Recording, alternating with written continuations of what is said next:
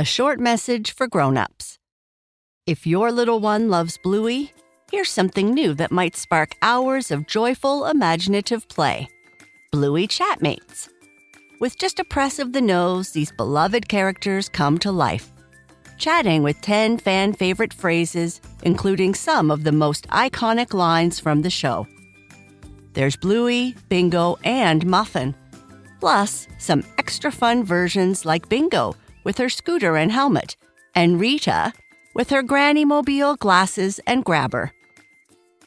Each Chatmate is 6 inches tall, just the right size for little hands, and comes with movable arms and legs for easy posing and storytelling.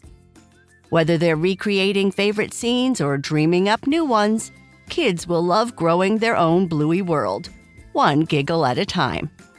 Bluey Chatmates is available at all major retailers.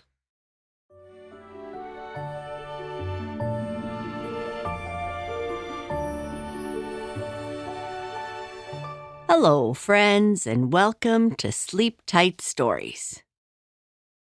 Each week, we share a few shout-outs and birthday wishes for listeners who help support the show. It's a small way we say thank you, and it always makes us smile. We're sending a big shout-out to Yukina, who recently turned 6 and started first grade. We are so proud of your amazing growth, from showing great discipline by catching the early school bus every morning to demonstrating incredible perseverance as you train in the advanced classes for tennis and swimming. Keep tackling those tough goals, sweetie. Your hard work inspires us every day. Shout out to Emily in Kensington, California. Thank you for sharing your beautiful art, beautiful music, and beautiful self with us. We're so happy you're in our family. Happy birthday to Elle Marie, who turned 9 on October 4th. From Mom, Dad, and Lucien. We love you and are so proud of you. Happy 6th birthday to Xander in Ottawa. Mommy and Daddy love you forever. We're so proud of the kind, creative boy you've become, and we know you'll have an amazing year in grade 1. Happy belated 9th birthday, Mr. Sweetface. We hope you had a super fun birthday party and a special day on Sunday. Mom, Dad, and Sam love you very much. And Lucas, Mom loves you more than you love her. Now snuggle in. It's story time.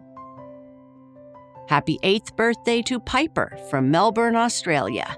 You are so sweet, loving, and kind. We all love you so much, and we are so proud of you. Love Mommy, Daddy, Jack, Emmy, Harry, Billy, Pebbles, and Mac. A decade of cash. We are so proud of the young man you've become. Can't wait to see what's next for you. Love Mom, Dad, and Maverick. Happy 10th birthday to Rowan from Singapore. We love to hear how brave you are at school and Taekwondo, and we are all very proud of the effort you are making. Keep up the great work. We adore you. From Mommy, Daddy, and Sadie. Happy 6th birthday to our silly, creative, and adventurous Harper. We love watching you grow and becoming more amazing every day. Love Mom, Dad, and Felix. Happy birthday to Paul, who is turning 6 on October 9th. We love watching you play all of your sports and are so proud of how well you are doing in kindergarten. We love you so much. Love Mommy, Daddy, Emmy, and Cannoli. And Penelope Jane, we are so impressed by the smart, strong, and kind 9-year-old girl before us. Happy birthday. Love Papa, Mama, and Stella. Happy birthday to you all, and thank you for supporting the show. If you'd like to support our podcast and enjoy ad-free episodes, unlock bonus stories, and so much more, you can join Sleep Tight Premium. Subscribe in just 2 taps via the link in the show notes. Now, on to our story.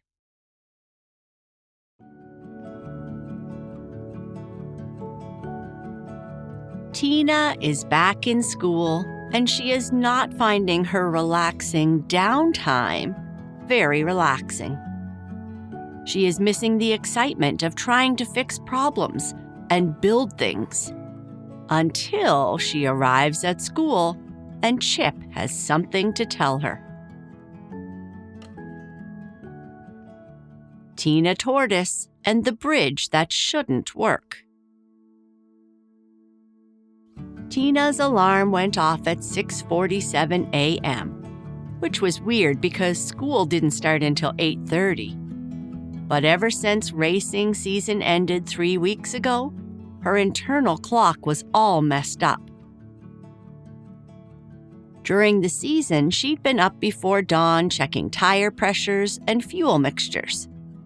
Now she'd just lay in bed staring at her ceiling, at the racing posters that suddenly felt like they belonged to a different version of herself. The off-season was supposed to be relaxing. That's what Miles kept telling her. Take a break, Tina. Recharge. We'll be back at it in spring.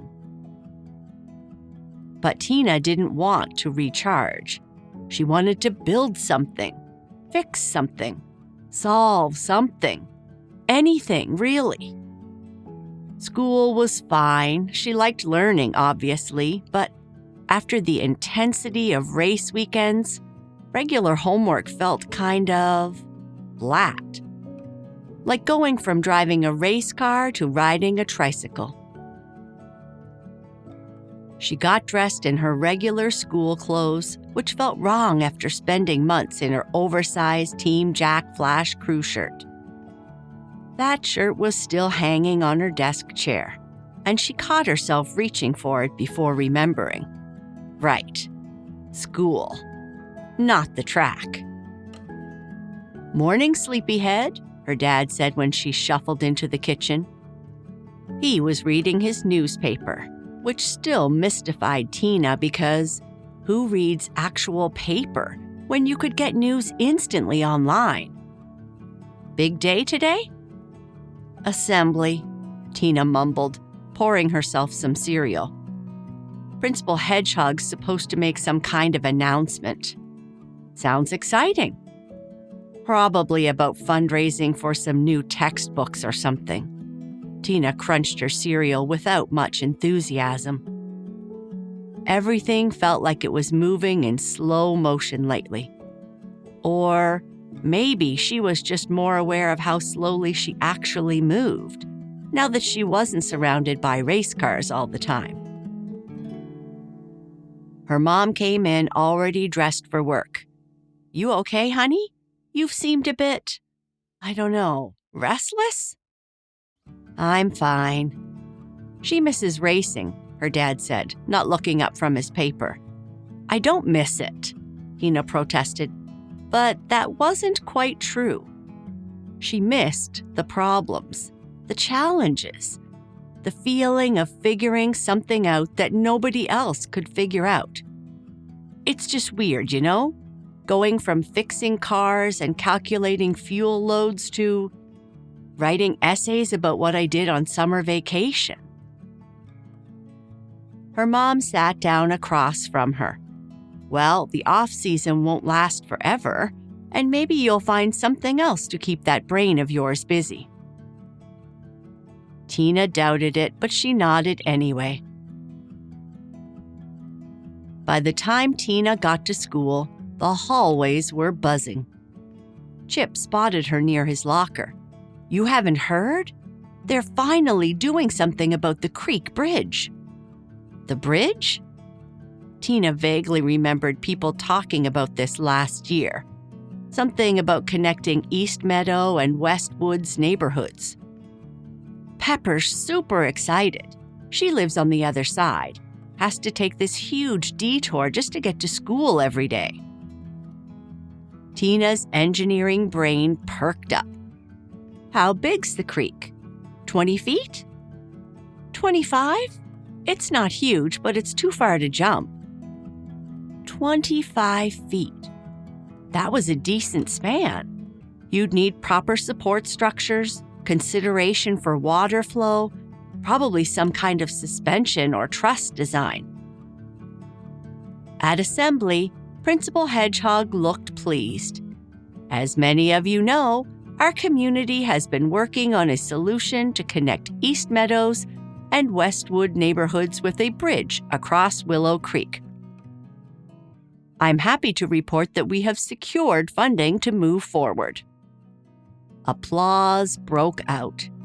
Pepper, sitting a few rows ahead, was practically bouncing. But Principal Hedgehog held up a paw.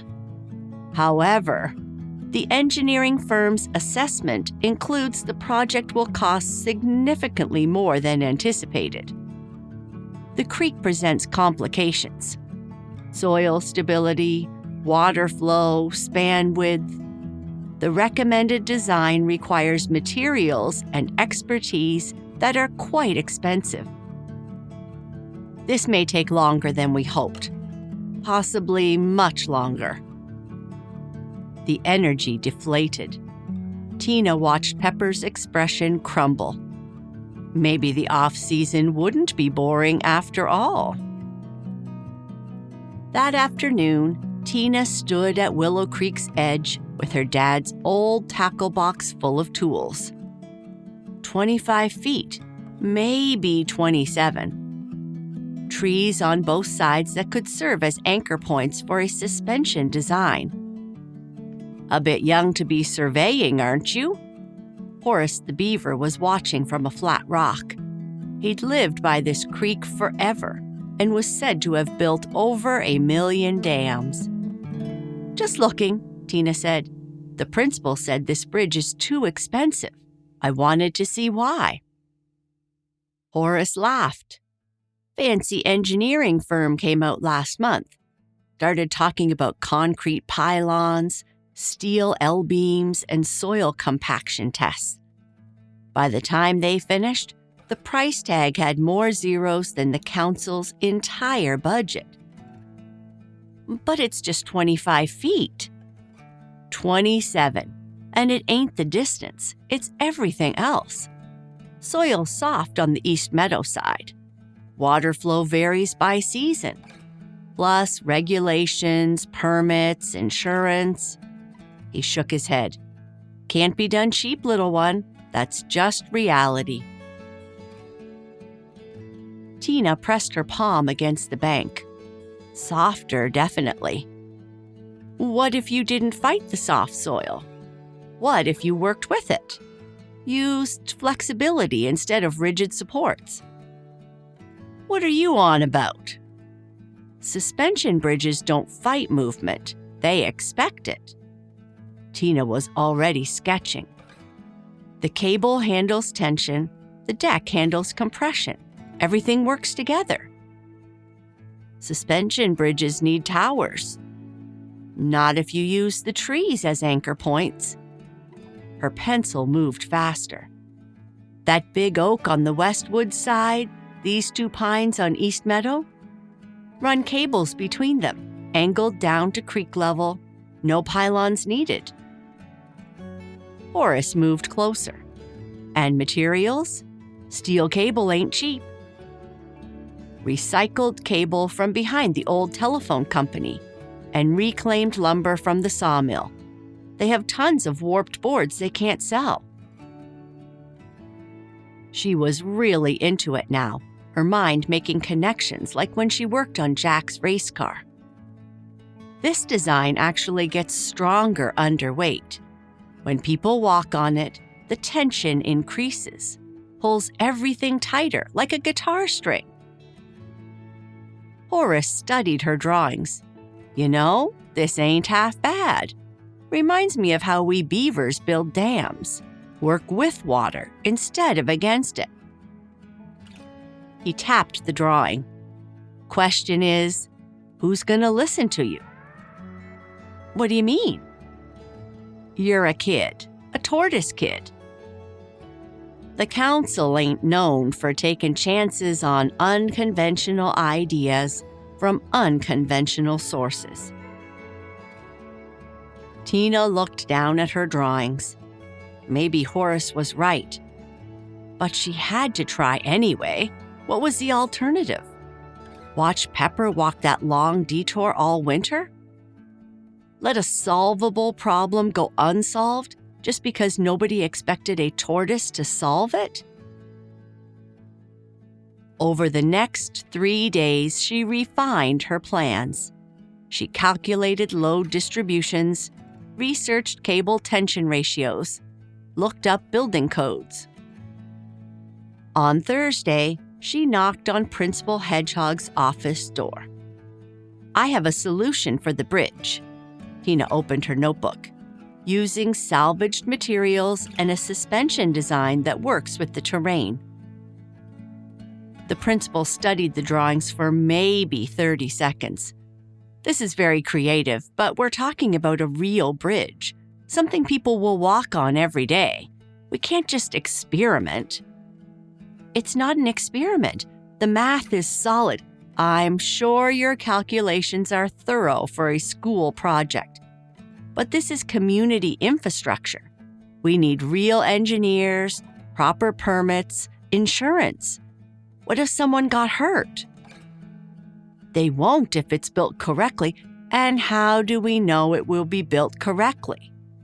"Tina, you did amazing work with the racing team. But designing a race car and designing a bridge are completely different."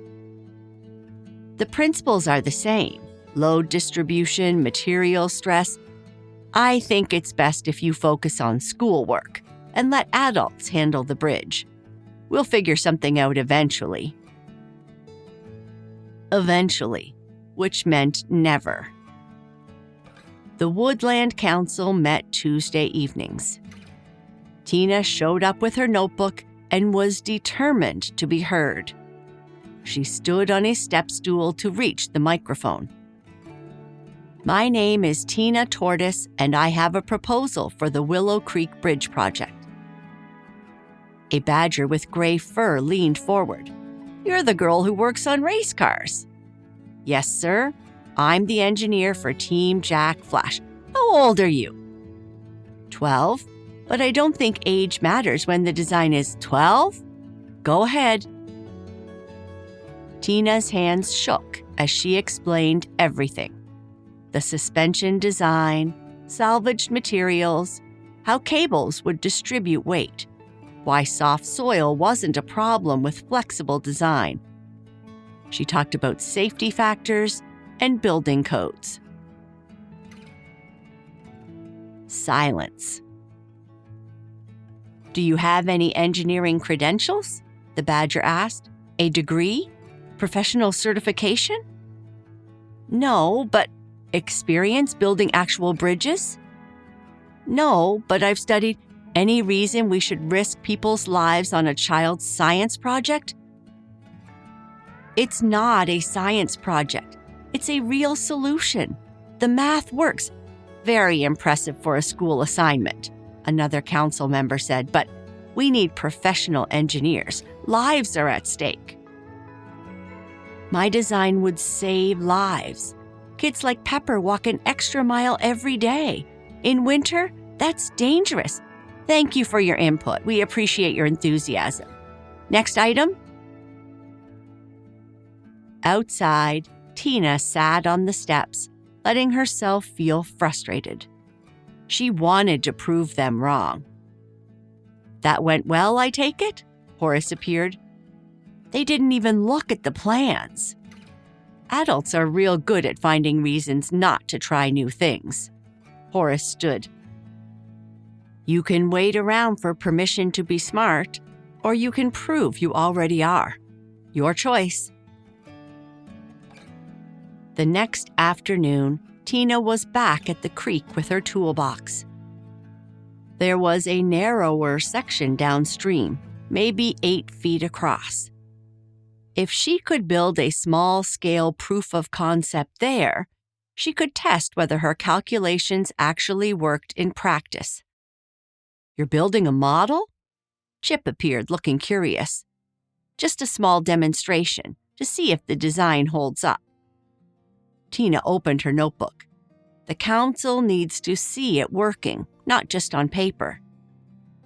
That's actually pretty smart, Chip said, like a science experiment. Exactly. Engineers test prototypes all the time before building the real thing. By week's end, she'd assembled a crew: Chip, Pepper, and Jack Rabbit, who said, "Heard you were building stuff again. Can't let you have all the fun." They scavenged materials like during racing season: cable from the telephone company, warped lumber from the sawmill, metal brackets from a dismantled playground. The first attempt was a disaster. When Jack tested it, the whole thing twisted and dumped him in the creek. "Well," Jack said, dripping and laughing, "that's one way to take a bath." Tina recalculated. The anchor points needed to be higher. The deck needed crossbeams for lateral stability. 2 weeks and 3 iterations later, they had something that worked. When Jack, Chip, and Pepper all walked on it together, it held steady. "Holy cows," Chip said, bouncing. "This actually works."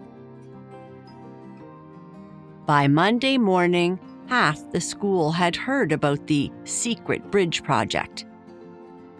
Monday afternoon, Tina got called to Principal Hedgehog's office. She found the principal, 2 council members, including the badger, and both her parents. "I understand you've been building unauthorized structures." Principal Hedgehog's voice was serious. "I built a demonstration bridge to prove my design work. Without permits, without supervision, with plenty of safety considerations. I calculated every load, tested everything a dozen times." The badger leaned forward. "You're 12 years old and you built a bridge. A small one. Do you understand how dangerous that is? No one got hurt because the design is safe. That's the whole point. You were trying to prove you're smarter than the adults who told you no," the badger said sharply. "I think," came Horace's gravelly voice from the doorway, "before you yell at these youngsters, maybe you should come look at what they actually made." "Horace, this is private. I've been watching them build for 2 weeks. Most impressive engineering I've seen in 40 years. So before you punish them, maybe come see if they earned it." "Margaret, the Doe council member, spoke up. I'd like to see it." 20 minutes later, they stood at Tina's bridge. Up close, it looked ramshackle. Mismatched cables, warped boards, hand-tied knots. The badger examined everything. He tugged cables, tested boards, studied anchor points, and finally said, "Walk me through the design." Tina explained the cable angles, weight distribution, how tension increased under load. She showed calculations, safety factors, considerations for water flow and seasonal changes. "This is sophisticated work," the badger said finally. "The principles are sound, but this is still small scale. Scaling up introduces complications." "Like what?" "Permits, insurance, building codes, safety inspections, legal obligations." Margaret spoke up. "What if we found a compromise? Let Tina lead the design with proper oversight." "You want to put a 12-year-old in charge of public infrastructure?" "I want to let someone who clearly knows what they're doing have a chance to prove it with safety measures." They argued about liability and regulations. Finally, the badger sighed. "Fine. Tina can lead the project, but she works with a structural engineer who verifies all calculations. She follows every code and regulation. weekly progress reports, and if the engineer says something won't work, she listens. Agreed? Tina nodded so hard, her neck hurt. Agreed. And, her mother added, she keeps her grades up. Fine, yes, I agree to everything. The badger almost smiled. Let's see if you can handle building permits as well as you handle engineering. That night, Tina sat with permit applications and building codes. Boring, tedious work. Nothing like the exciting part of design. But as she filled out forms, she felt something she hadn't felt since racing season ended. Purpose. The next 6 weeks became a blur of paperwork, consultations with Dr. Chen via video call, material deliveries, and actual construction. Tina's small crew expanded as more volunteers joined.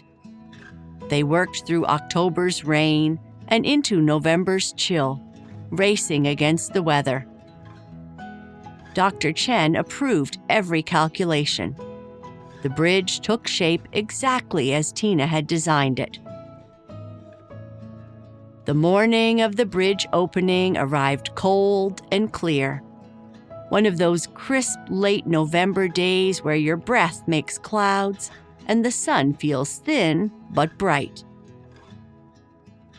Tina stood at the East Meadow side of Willow Creek watching the crowd gather. The whole woodland community had shown up. The bridge looked better than she'd imagined. The cables gleamed in the sunlight. Still recycled, still mismatched in color, but properly tensioned and secured. The deck boards, salvaged from the sawmill, had been sanded smooth and treated with weatherproofing. It wasn't fancy, but it was solid, safe, and it worked.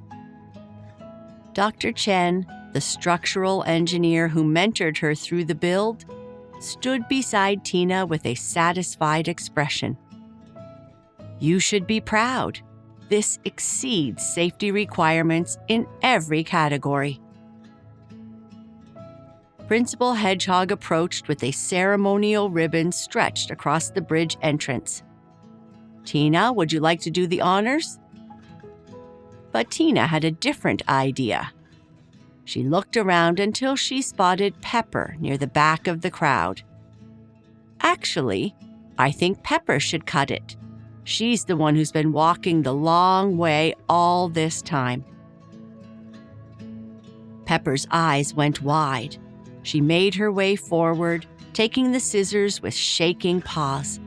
I can't believe this is real, she whispered to Tina. You actually did it. We did it, Tina corrected, gesturing to Chip, Zach, and the dozen other volunteers who'd helped with the build. The ribbon fell away, and Pepper took the first steps onto the bridge. The crowd held its breath. Even though the bridge had been inspected and approved, there was still something magical about that first crossing. Pepper walked steadily across the bridge, holding firm beneath her feet, and when she reached the other side, everyone erupted in cheers. Soon the bridge was full of woodland creatures crossing back and forth, testing it out, marveling at how sturdy it felt. Kids ran across it, parents walked it cautiously at first, then with growing confidence. Horace ambled over to where Tina stood watching. Not bad for a tortoise who's supposed to be too slow and too young. Turns out being slow gives you time to think things through properly, Tina said with a grin.